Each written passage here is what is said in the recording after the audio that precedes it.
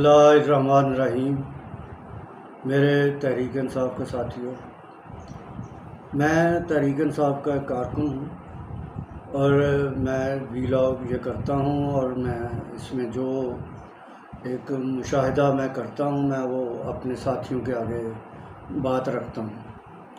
तो आप इसको ज़रूर देखें, शुरू से आखिर तक देखें और इसको चैनल को आप सब्सक्राइब करें ताकि आपको डायरेक्टली मेरा मैसेज पहुंचता रहे आप तक। तो शुरू करते हैं। मैं सबसे पहले ये कहना चाह रहा हूं कि तहरीक इंसाफ के अंदर एक ऐसा ट्रेंड बनता जा रहा है कि हमारे जो नए आने वाले साथी हैं उनको ये समझ आ रही है कि ओहदा ले लें, पार्टी में ओहदे को बहुत बड़ी वो अचीवमेंट समझते हैं कि ओहदा, फ़लाँ को ओहदा मिल गया, फ़लाँ को मिल गया। तहरीक इंसाफ का एक ऐसा वक़्त था जब इमरान खान ये कहते थे और हम भी कहते थे कि फ़लाँ को ये ज़िम्मेदारी दें, फ़लाँ को मीडिया की ज़िम्मेदारी दें, फ़लाँ को अगर जनरल सेक्रेटरी बनाना है तो उसको उसमें देखें कि वो पार्टी को ऑर्गेनाइज़ कर सकता है, वो मैनेज कर सकता है चीज़ों को। प्रेसिडेंट जिसको बनाना है वो मिसाल के तौर पे लाहौर शहर का बनाना है या पंजाब का बनाना है तो क्या वो मूवमेंट कर सकता है पूरे पंजाब में?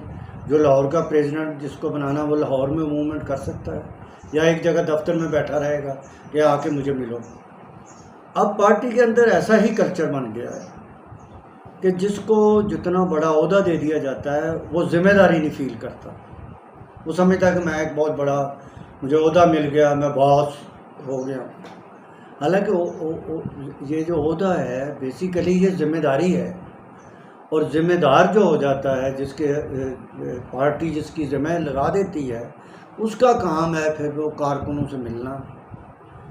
ज़िलों में अगर वो पंजाब का उसको ज़िम्मेदारी दी गई है तो पंजाब के जाना, सिंध की दी गई है सिंध के सूबे में उसने अपने आप को हर ज़िले में जाके कारकुनों से मिलना।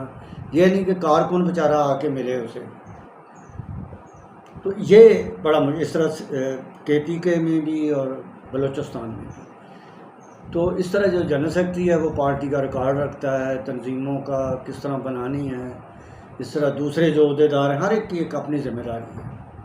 तो मैं एक तो पार्टी के जो इस वक्त बड़े अहदेदार हैं मैं उनके ये कहना चाहता हूँ कि अगर मेरी ये रिक्वेस्ट मान लें, इसको ज़िम्मेदारी का आप ज़िम्मेदार कह के बुलाएं। जब आप किसी को ज़िम्मेदारी देंगे तो वो ख़ुद भी समझेगा कि ये जो मुझे बनाया गया है, ये मैं ऑफिसर नहीं बन गया कि मैं ऑफिसर बन के अब कारकुनों से मिलूँगा जाके। मैं एक ज़िम्मेदार मुझे दी गई है, वो ज़िम्मेदारी मैंने निभानी है। तो ये हम करते थे, ये 2012-13 तक तो यही रहा था सिस्टम। आगे कुछ बदला, लेकिन आज मेरी रिक्वेस्ट है कि वो इस तरीके से करें।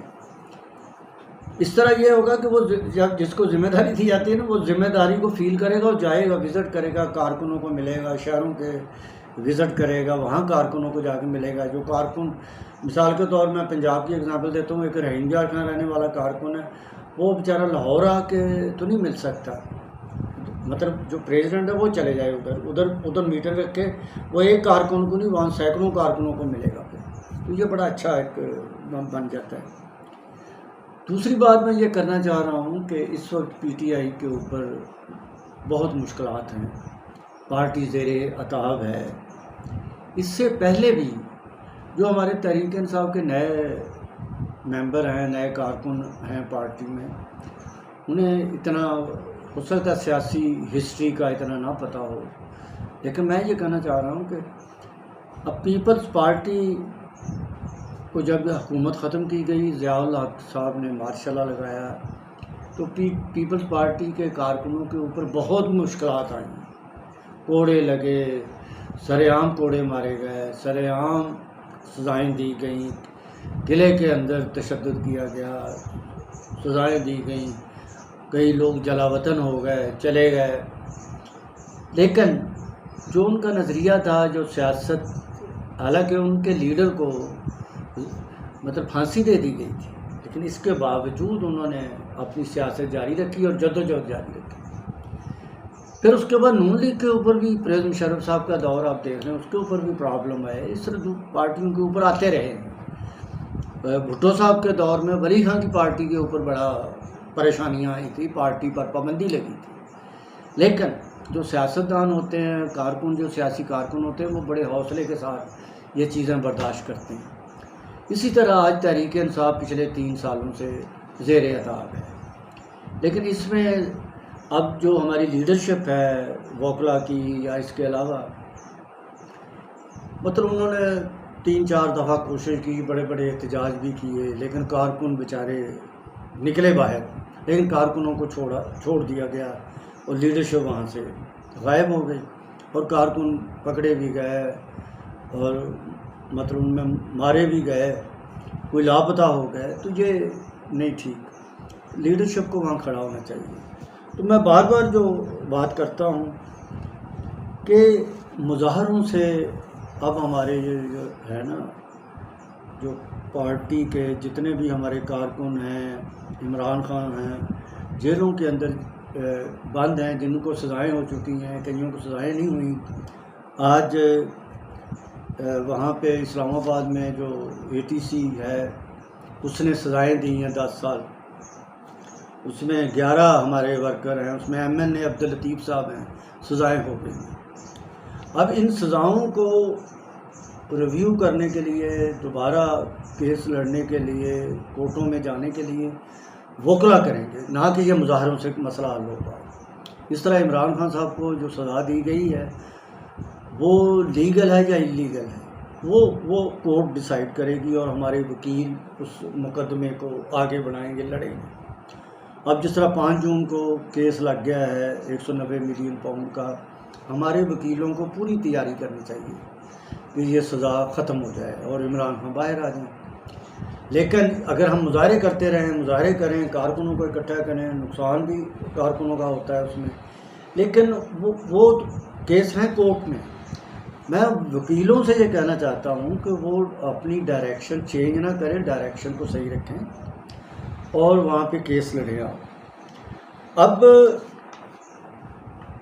इसमें यह है कि एक मैं ये बात कहने वाला हूँ कि ये एक हम बार बार ये कहते हैं व्हाट्सएप ग्रुपों में कारकुनों को हौसला देने के लिए, या वैसे कि इमरान खान 5 तारीख को बाहर आ रहे हैं, जेल से बाहर आ रहे हैं, रहा हो रहे हैं, तो मैं समझता हूँ कि इससे मुश्किलात बढ़ती हैं। ये हमें नहीं कहना चाहिए। ये कहना चाहिए कि मतलब ये जो सज़ाएँ हुई हैं या हो रही हैं हमारे दूसरे वर्करों को, ये ठीक नहीं है। हमारे वकला को जाके अदालतों में जाके उनको साबित करना चाहिए।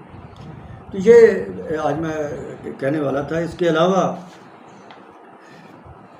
मैं ये भी कहना चाहता हूँ कि जिस तरह के अब इमरान खान की जो सज़ा है या उसकी कैद जो है, अब जमायमा खान साहिबा बाहर से उनका भी मैंने सुना है, वो भी कह रही हैं कि बहुत मुश्किल नज़र आ रहा है कि इमरान खान बाहर आए।